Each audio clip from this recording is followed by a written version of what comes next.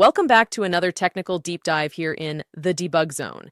Today we're tackling a big question and breaking it down with insights from other users. Hopefully this clears up some misconceptions and helps you get the answer you need. So buckle up, stay a little curious, and let's jump right in.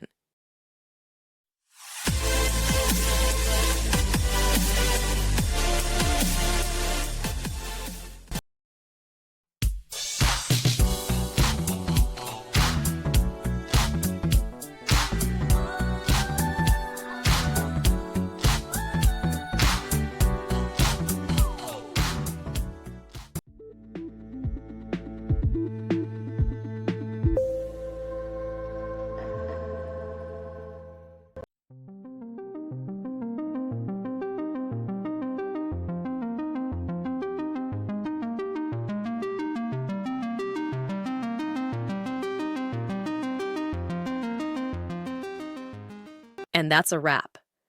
I hope you found the answer you were looking for.